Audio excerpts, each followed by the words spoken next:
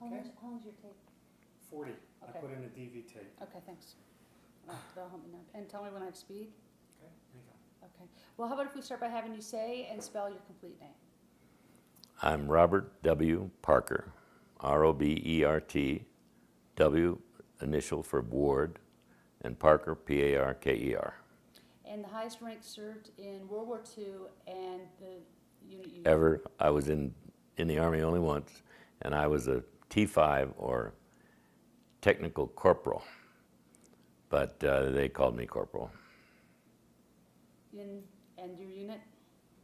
Unit was 1st E Company, 2nd Battalion, 87th, and then Quarters Company, Recon Platoon, 87th. That was it, 2 units throughout the war. Okay. Now, we'll just dive right in here, and for this conversation part of it, I'll just have you talk right to me.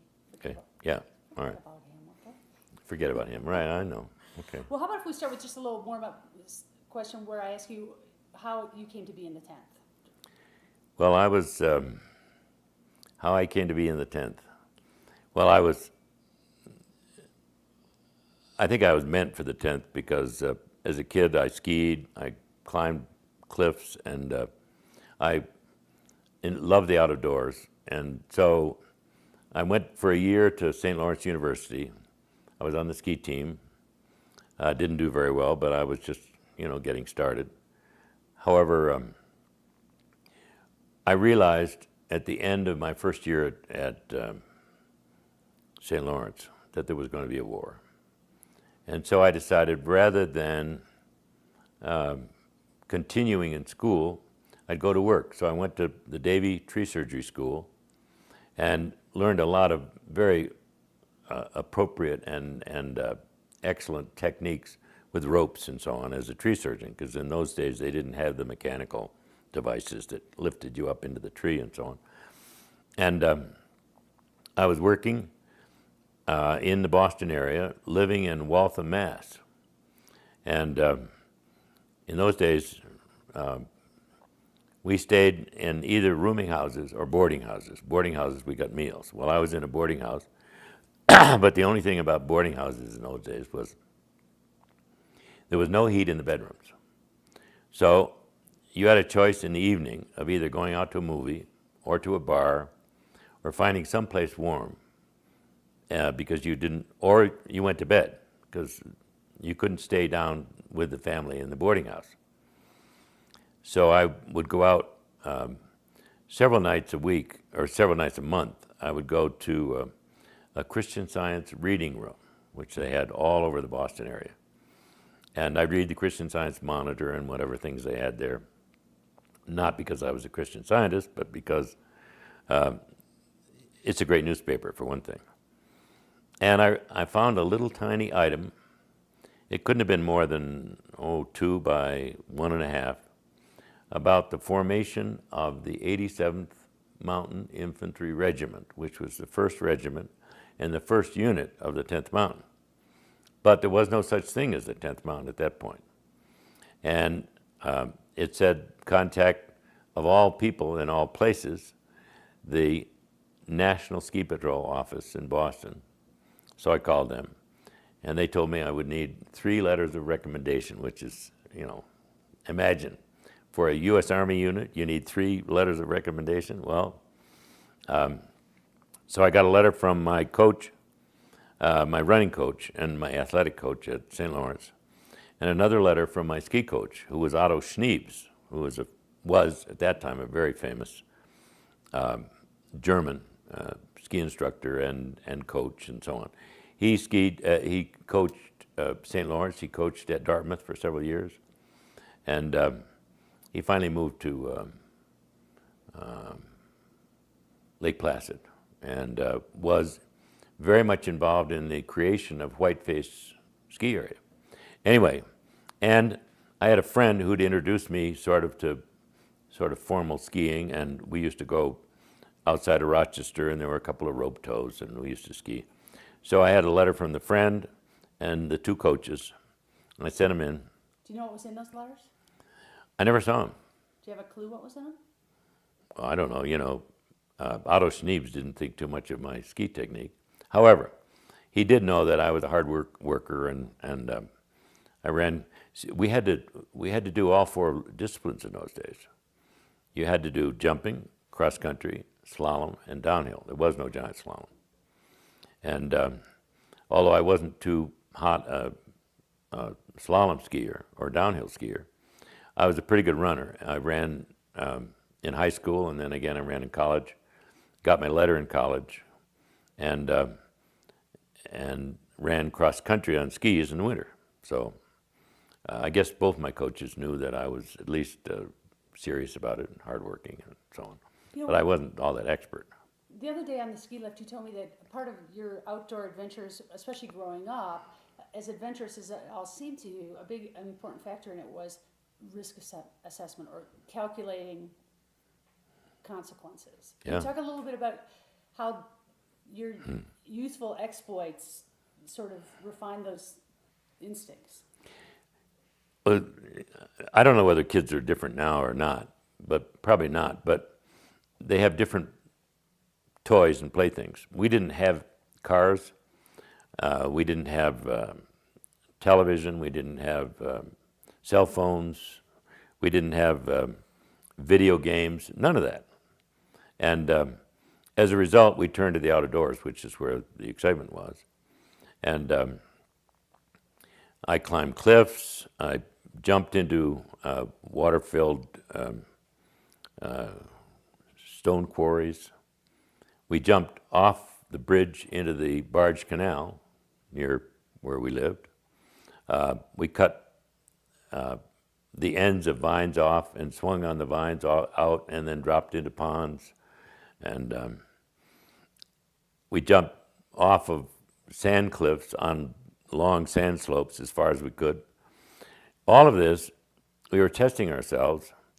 Oh, one thing I don't think I told you was when we were living in Madison, Wisconsin, Father taught there for 2 years, we explored caves. And one of the great things at Madison, it's surrounded by lakes, as you probably know. There's water everywhere in that part of Wisconsin.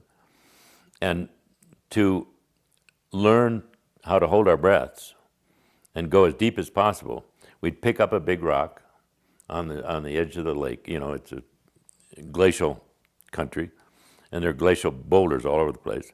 And then walk into the water as far as we could until we couldn't hold our breath any longer. Then we drop the rock and go to the top. So the whole time, everything we did was building our bodies, but also learning what our limits were, you know, whether climbing or underwater or wherever. And I'm not sure there are many kids that have that kind of a sort of natural training. So, and we learned to shoot with BB guns and then with .22s.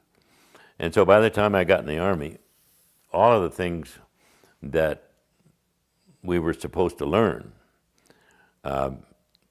many of us already knew. You know, we knew how to shoot, we knew how to hike, we knew how to climb, and we were used to testing ourselves against whatever natural barrier or boundary there might be, and surviving it. So, What was key to surviving it? well, probably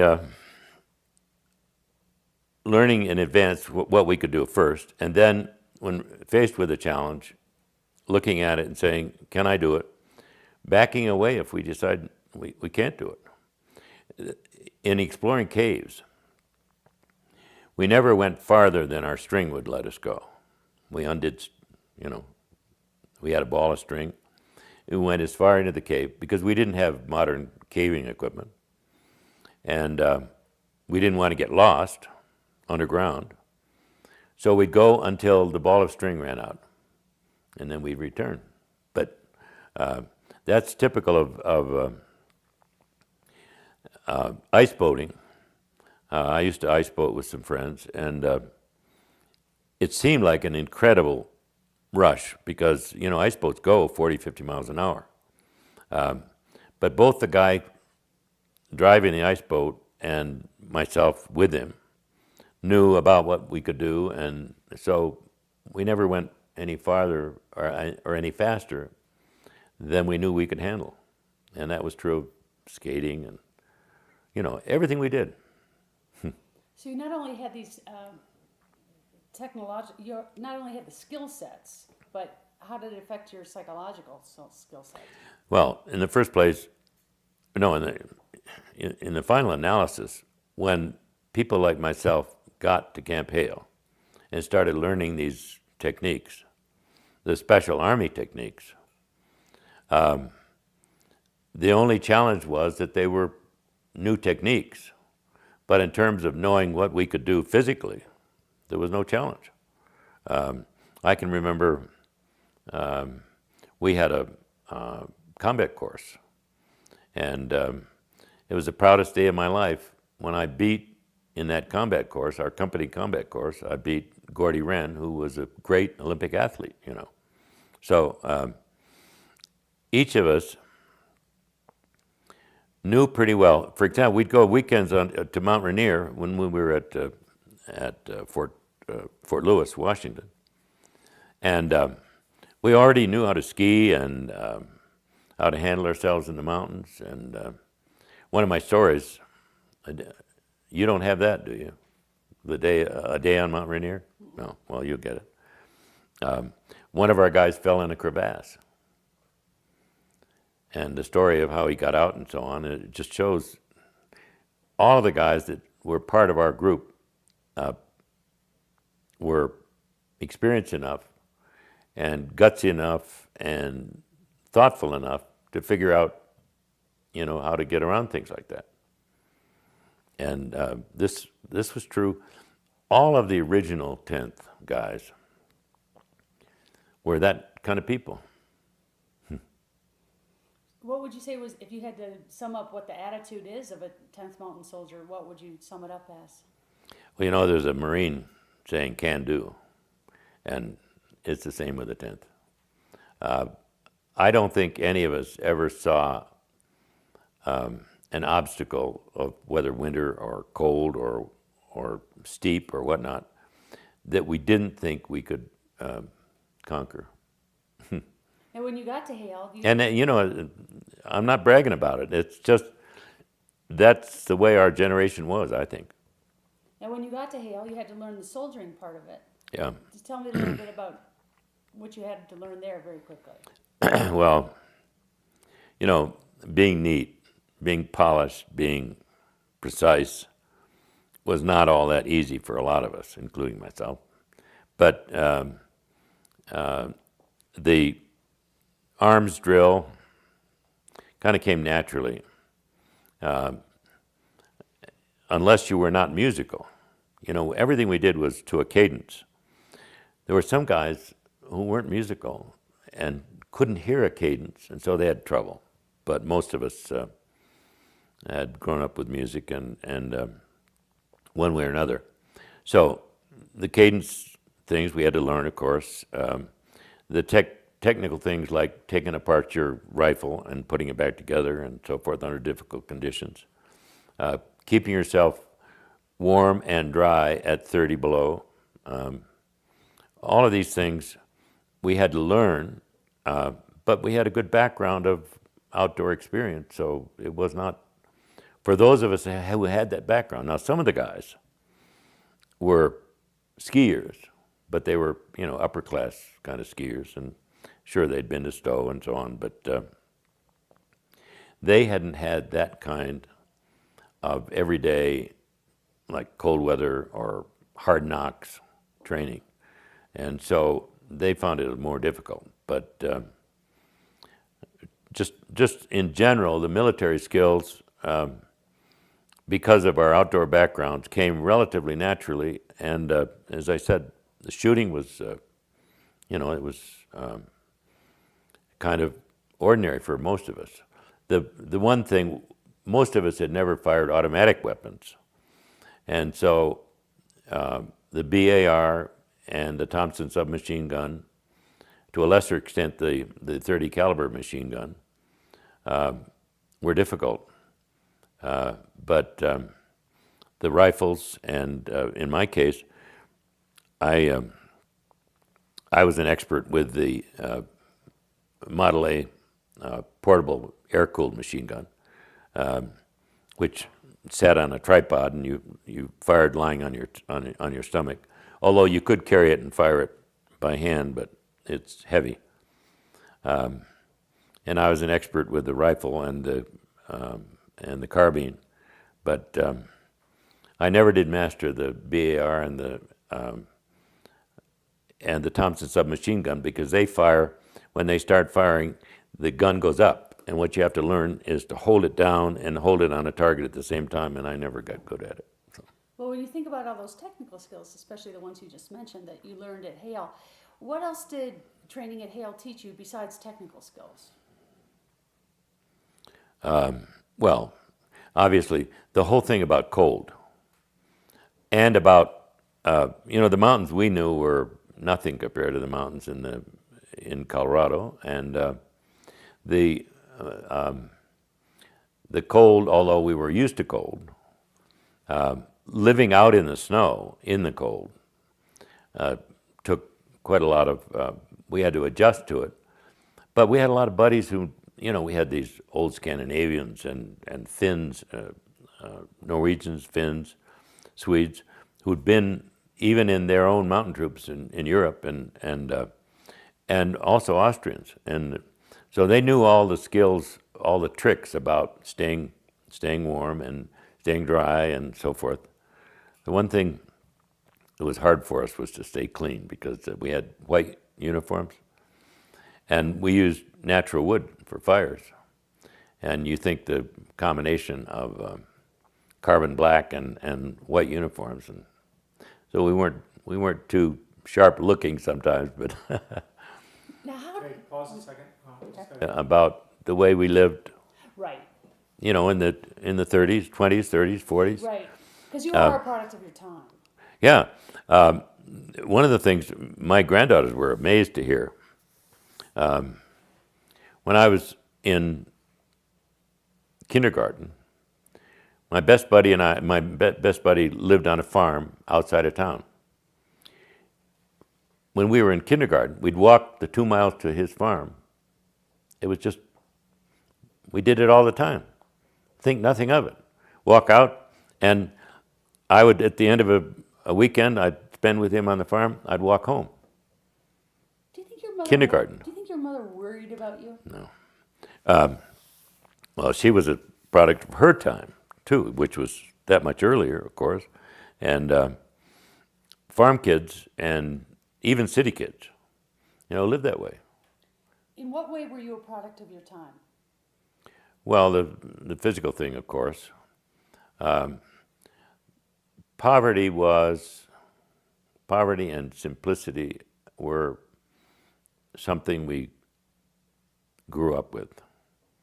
And we started, in my family, in the upper class. My father was well-to-do, my mother was well-to-do, and so on. After the Depression, we lost everything and had to start over. And I can remember as a Boy Scout, we'd take a turkey and vegetables and fruits and goodies like that around to poor families as Boy Scouts. We didn't have a turkey at home. We were lucky if we had a chicken. And yet, Father was an intellectual and in many ways a leader, but the knowledge that life was not simple, and that you could go all the way down. We had literally hundreds of bums pass through our town, little town in western New York, because they followed the railroads, and the Erie Railroad ran through town. And they'd come by, and Mother and Father had a rule. If a bum stopped to ask for food or whatever, my mother would always say, yes, you can work for it. And so she'd have somebody split some wood or shovel some coal or whatever job was available. And the guys would go on. And did you know that bums had these signals that they wrote on, like on the front gate of a house or something like that, with chalk?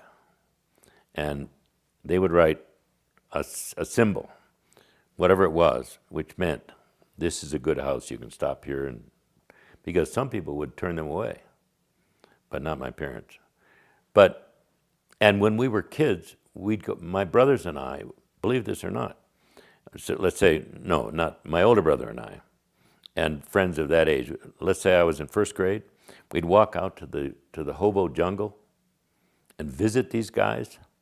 And they were, there were college professors and professional men and farmers and ranchers and every kind of man you can imagine who had lost everything, and the only thing they had left to do was bum.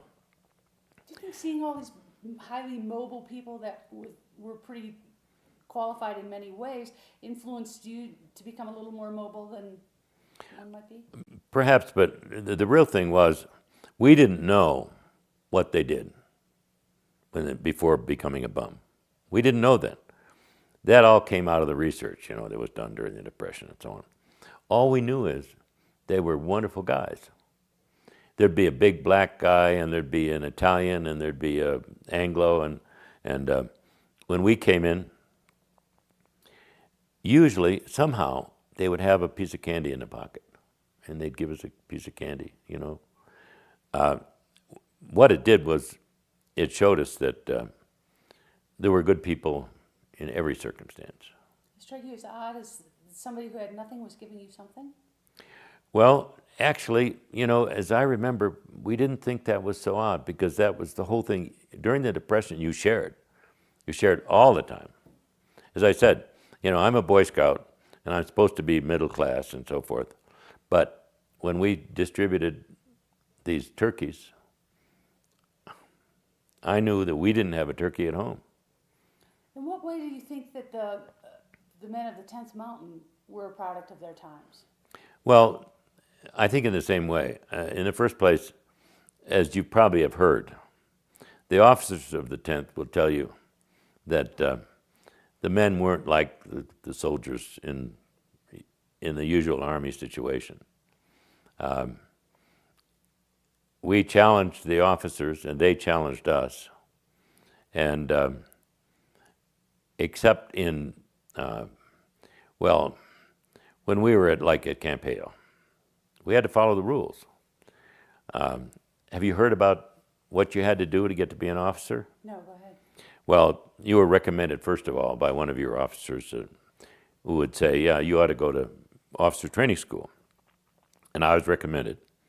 And so you had to learn a whole series of military things, like using a compass and on, and you had to show that you did well at rifle practice and on, And then you had a verbal interview with a board of officers. This is the last thing you did. I passed the military written part of it without any trouble at all. I just zipped through it. And then they ask you all these questions because they're getting an attitude. And this is one of the things that was typical of the 10th. They had a question. If you went to OCS, graduated, came back as an officer to the 10th Mountain Division, you met your best buddy, who was a private, on the street in Camp Hale, what do you do? And I'd say, I knew what they wanted me to say, but I couldn't say it, so I never passed. I'd give him a big hug and shake his hand, give him a big hug and say, come on up to my quarters for a drink. And that's not what they wanted to hear. And I knew it. So somehow, subconsciously, I didn't want to go to OCS. And I'm glad I didn't. But there were many men who decided in the 10th they would rather be like my friend John Pierpont, who died last year. But he was a decorated sergeant. He was not artillery, but he was a machine gun squad leader. And they said, in combat, they said, we want to make you an officer. He said, no, I don't want to leave my men. Why do you think there was this prevailing sentiment of preferring to stay with the men as opposed to being an officer? Well, it wasn't necessarily prevailing, although it was pretty general. But I think in our group, we felt this camaraderie, which they talk about all the time, and it was very strong.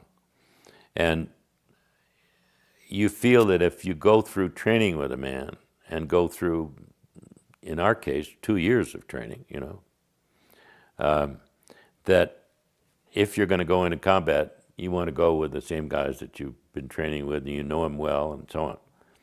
That's the trouble with modern military units, You could have a sergeant that you really like and really believe in, and the next thing you know, he's transferred out, and you got some new guy you don't even know, and yet you go into combat with him. We were lucky in the 10th because so much of the time we trained with the guys we were in combat with, and that was very, very important to us. Where do you think this camaraderie came from, and how do you explain it? Well, first of all, common backgrounds. Secondly, of course, the common knowledge of skiing, mountain climbing, and so on and so on. The love of the outdoors. The ability with outdoor things like guns and ropes and, and we had a pride in the outfit. We knew we were the only division, mountain division in the U.S. Army. And we knew the kind of expert training we went through. And so we believed, like our song, the 87th Best by Far, we even thought that the 87th was better than the 85th and the 86th, we didn't really think that, but that's what the song said. And we knew that our division was better trained, more competent, and physically in better shape than any unit in the Army. And we were, and that's why we performed so well in combat. How about tell me a little bit about some of your experiences at Hale? Oh, well, until I broke my ankle in the first half of the D series, our weekends, we train in the mountains during the day, right? Then on weekends, we'd go to the mountains and ski or climb. One of my stories, I don't know whether you read it or not, is the Aspen Mountain story. The Midnight Mine Run? No. Well, we'd somehow get a hold of a car, a bunch of us drive to, and get gas coupons, and drive to Aspen, stay in the Jerome Hotel, and early in the morning, jump on the truck that went up to the Midnight Mine. The Midnight Mine was still operating, and it was up on the backside of Aspen Mountain. And so it's about probably 10 miles, and of course we're talking about 20 degrees below zero. And we'd throw all our gear in the back of the truck and climb in and be in the open truck all the way up and get to Midnight Mine, which was still 1,000 feet below the top of the mountain. Then we'd put on our skis with climbing skins, climb to the top, ski along the top of, it used to be called Richmond Hill, but now it's called Aspen Mountain. And then ski down. There was one trail off the mountain which had been built in the 30s by the famous Swiss glaciologist and skier, Andre Roche. Or actually, they call it Roche. And he designed, although he didn't cut, the Roche Run up the face of Aspen Mountain, and then afterward, the local people cut it. I think he actually put in stakes and flags and so on, and then the members of the ski club in Aspen cut the trail. Anyway, by 1943, the trail was there.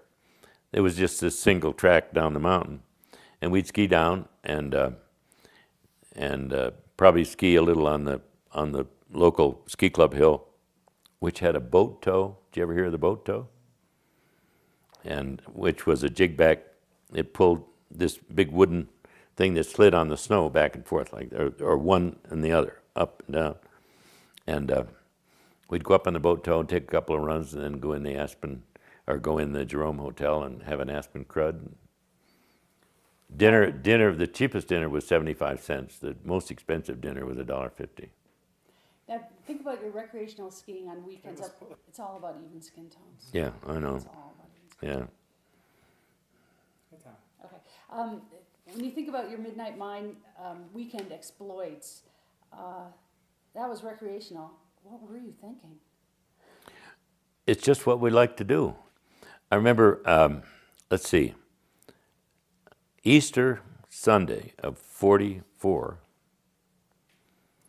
4 of us climbed up Elk Mountain, which is at the end of Camp Hale, up off of the Eagle River Valley, dug a snow cave, spent the night, climbed even further above the timberline to the top of the mountain, skied all day.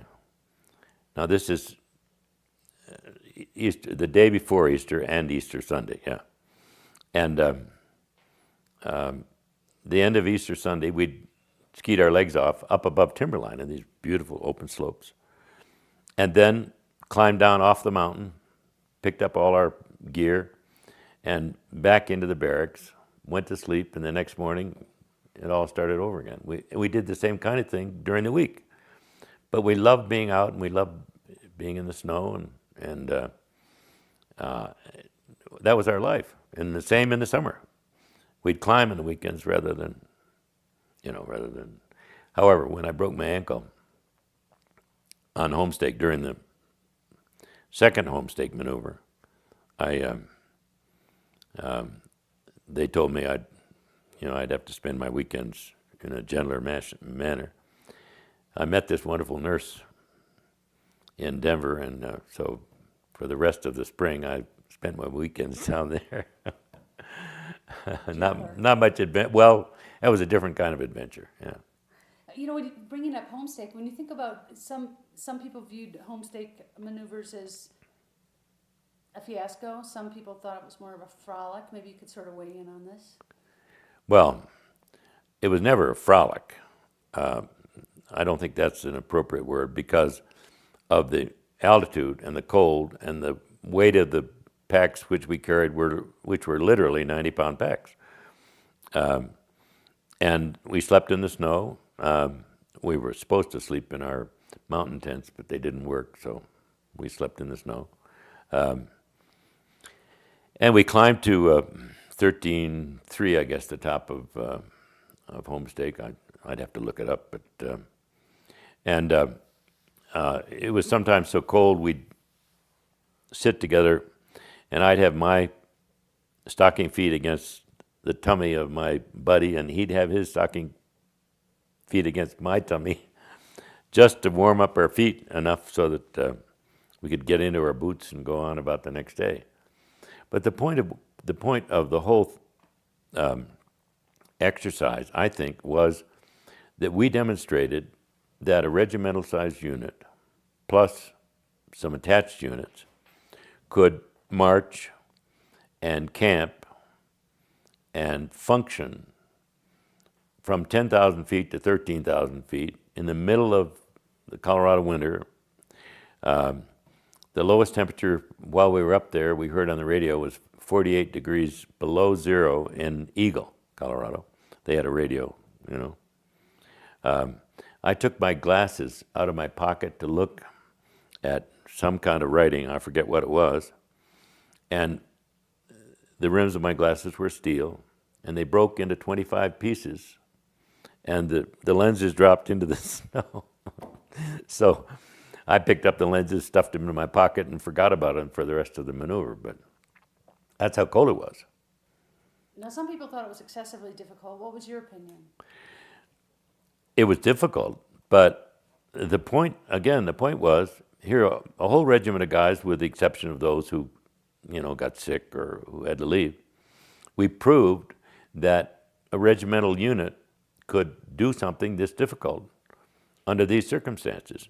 And on top of everything, the artillery proved that they could knock down a big avalanche and with artillery shells by shelling a huge snow cornice.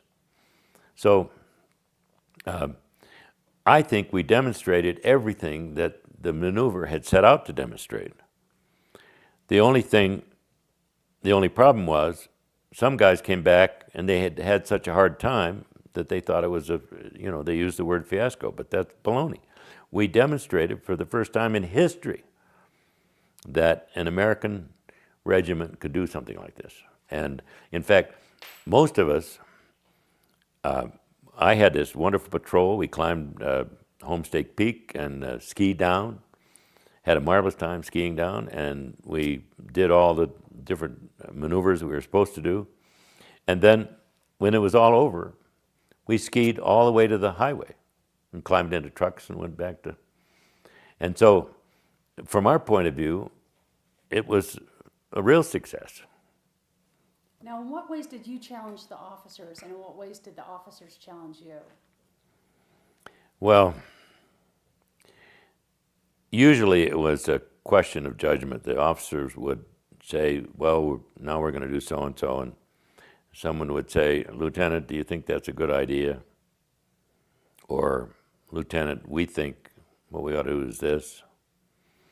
And sometimes that reached the point where I think you may have heard the story about the officer that was thrown into the Bering Sea, actually, not the North Pacific, as we were going ashore on Kiska.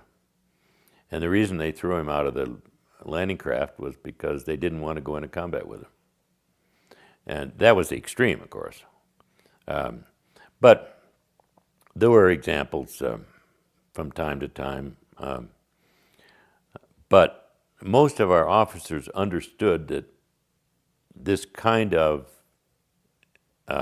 thinking was to their advantage, because the guys they were dealing with, I mean, in my group, we had a PhD, we had another professor, I think he was a PhD. We had a top-notch insurance guy. We had of course, Olympic skiers. The people were exceptional, and not to expect them to think was something that if an officer expected that, he didn't last. Do you think the officers considered the soldiers peers in a way? Oh, absolutely. Well, can you imagine an officer telling Walter Prager something about how to do something about skiing or mountain climbing or something like that? No, these guys, they were the best in the world. There were guys like Friedel Pfeiffer, who was a world champion skier. Walter Prager, who was already not only a world champion but a coach and so forth. And you had Gordy Wren, who turned out to be the best jumper we ever had in those days, and on and on. And they were corporals or sergeants or what. And we had Pete Seibert, who reached the level of sergeant, but he already was a ski champion, and he was, I think, 18 years old. So what did the officers have on you guys? They had rank. But look, the good officers like John Woodward, whom I think you've met, John Woodward had been working with guys, enlisted men and sergeants and so on, for years, even before he got in the 10th.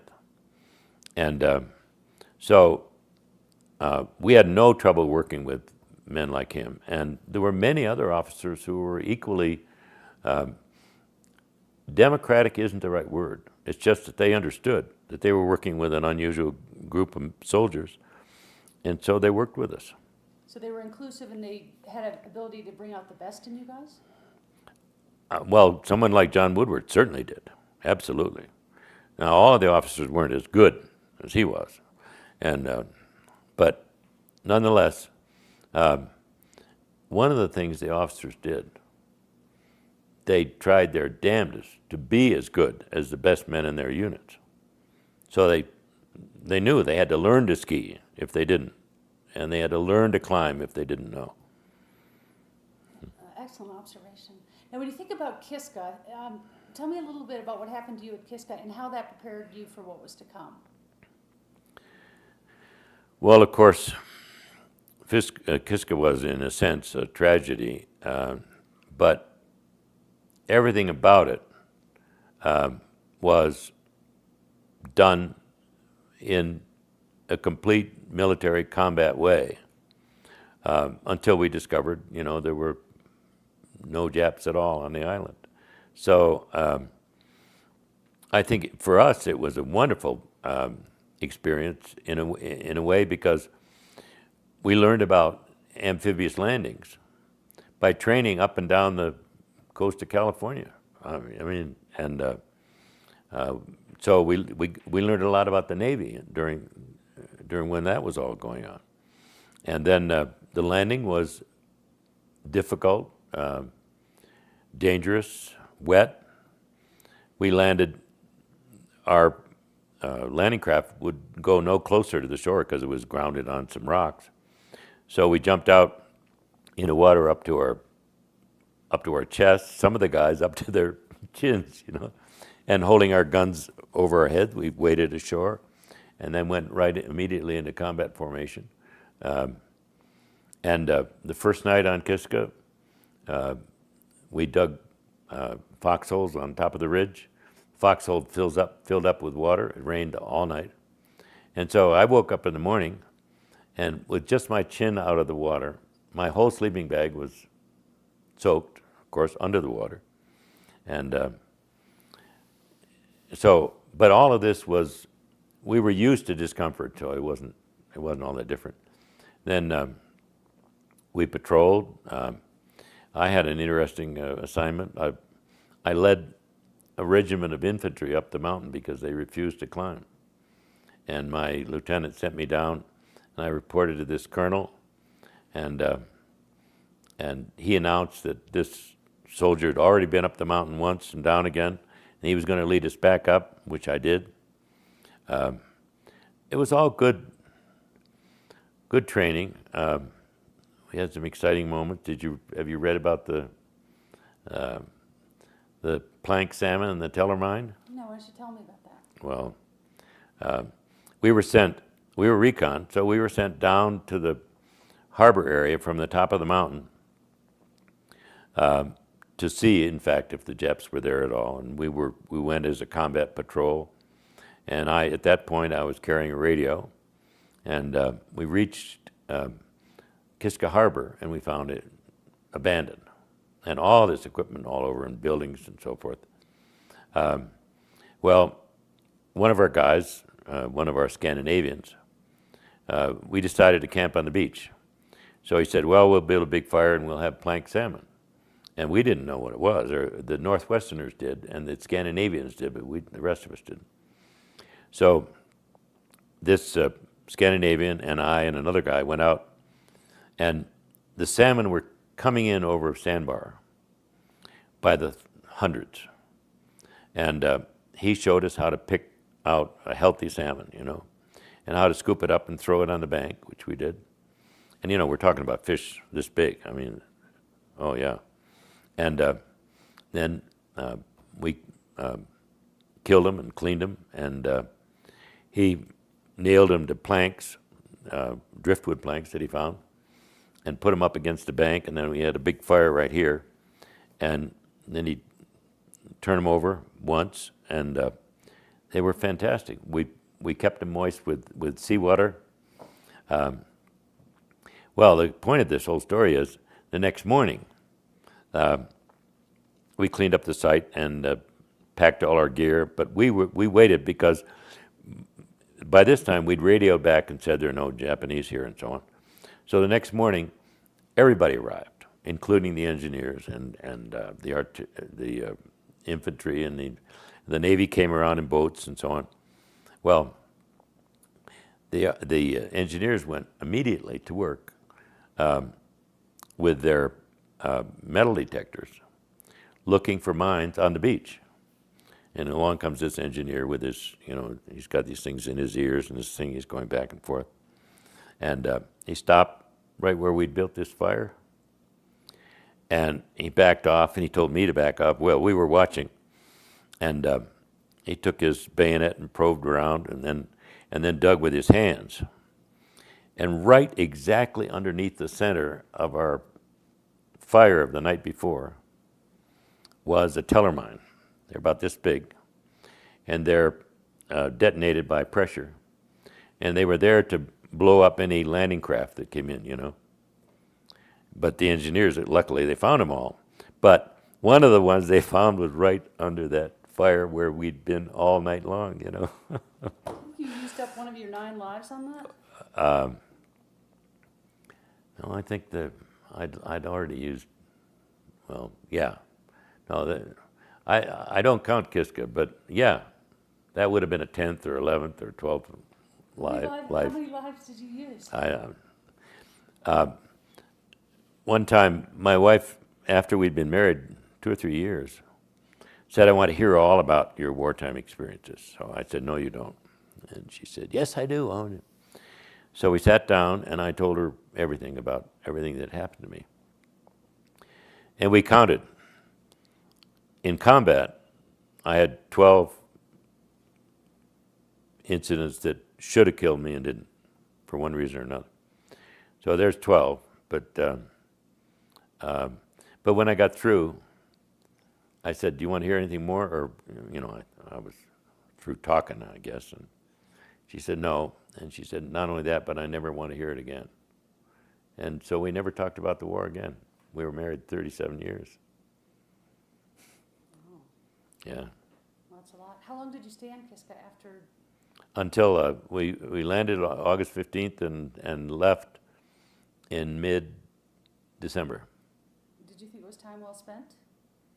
Well, some of my story, I've got a story about the sauna we built and the skis that the Scandinavian guys made because we didn't get regular skis, and on and on. But no, it was once we knew the enemy wasn't there. For us, it was wasted time, except we had no choice because there weren't enough boats. And one of my stories is about the boat that took us back, which was a side wheel steamer that drew just 8 feet of water. And we went through the worst storm in the North Pacific that had happened that anyone could remember. And that kind of a boat to get back to the States. That's how tough it was to find boats in those days. Yes, that boat's not ready for open water, is it? No, it was designed for the inland passage. You know about the inland passage that goes up to Alaska? So we went back and forth from Anchorage to Seattle, or Seattle to Anchorage. It wasn't designed for the open ocean at all. But that's all they had for us. Luckily, the captain really knew what he was doing, so it turned out fine, but it was a wild storm, I'll tell you. Well, how about if we move on to Italy? Okay. Because certainly I know I have some stuff to add there. I'm almost wondering where to begin. I mean, I know I want to cover Punchboard Hill. I'd like to cover what happened to you in that week, sort of the lost week. I wanted to talk to you a little bit about what sort of things happened to you before you got your medals. I don't know, what's the best way to start? Well, we went here again. Our outfit seemed to have that's the company phone. Oh, okay. Can I pause for a second? Is that still ringing? Forgot about that. It's left on this tape. On this tape? Okay. Okay. Anyway, we went over in the West Point and landed in Naples. This huge, modern, wonderful steamship, diesel ship, and we stayed 2 or 3 days in Naples in some empty, but otherwise reasonably comfortable. No, not comfortable. We slept on the floor in our sleeping bags, but apartment house in Naples. Then they put us on a steamship that had been built probably around somewhere between 1870 and 1880. A two-stacker, coal-fired steamer with a sail, with a mast and a sail.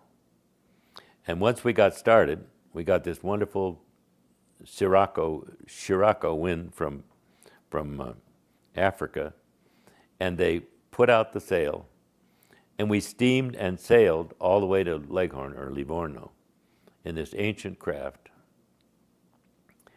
As you know, it was a great introduction to Europe because it was ancient Europe. You know, it was historic Europe. And then we landed in Livorno, and then we went into a modern war. One of the features of that boat was that there was no regular toilet. There was just I guess you'd call it a pissoir. And the toilet, if you had to move your bowels, was a huge chestnut plank slung out over the gunwale with 4 holes carved in it. And you'd sit on that plank with the Tyrrhenian Sea streaming below you and relieve yourself. What an introduction to Europe it was, you know. I hate to tell you, they still have those. They're just on like C-17s and C-130s. Anyway. Well, what's the best way of kind of easing into some of your battle experiences? I know that, you know, it was a brief but bloody experience. Well, we did just patrolling when we arrived north of Lucca, which is, we were housed in Bagni di Lucca, which was the hot springs of Lucca. And then we moved eastward into the mountains, eventually ended up at Vidiciarco, and we started our major patrolling activity from Vidiciarco, night patrols. And because of the patrolling I had done, I was assigned to be the guide for the 1st Battalion of the 87th on the night we attacked on the 19th. This was the night after Riva had been attacked. And at the first part of this experience, I was lead scout, but it soon deteriorated into just a combat action, so I was just a part of a line of combat infantry until we got to the top of the mountain. And my duty at that point was over with this outfit. So I was to return to headquarters, which was in Querciola at that point. And in returning, I went through a couple of wild experiences, shelling, which permanently affected my left ear. And then I reported to headquarters, and so that was my first real combat experience. What were you thinking during that experience? All you think about is survival. And, you know, you fire at the enemy, but you can't see him because it's black night. And you stumble over barbed wire and get yourself out of it and move on. And, you know, it's like a nightmare. And I don't remember any details of that combat, that battle, except that I lost my helmet somewhere. And then when we got to the top, there were wounded guys lying on the snow, and I gave my mountain jacket, I put that over a guy who was wounded because otherwise he was freezing. And then I returned, and one part of this, funny part of this story was I walked right into another combat unit coming up to support the first one, and they almost shot me because I was totally out of uniform. I had no helmet, had no coat. And in fact, I had a Navy watch cap on, which I wore underneath my helmet to keep my head warm. It was winter. And if it hadn't been, one of my buddies hadn't been in that combat unit, I probably would have been shot for a German. But he recognized me, and so. How did you lose your helmet? I have no idea. How do you describe that first encounter, that first whole battle experience to somebody who's never been there? Well, I've written it up, so you'll have to read my story. No, as I say, you don't remember any details except moving, firing, taking cover, and enemy fire coming over you or by you. Or the first experience was when they first started shooting at us. We all hit the snow, and there was a little tree right in front of me, and the tree was cut by machine gun bullets and fell on my helmet like that. Went, and I figured it was time to take cover. So, but there are a few details like that. But as I say,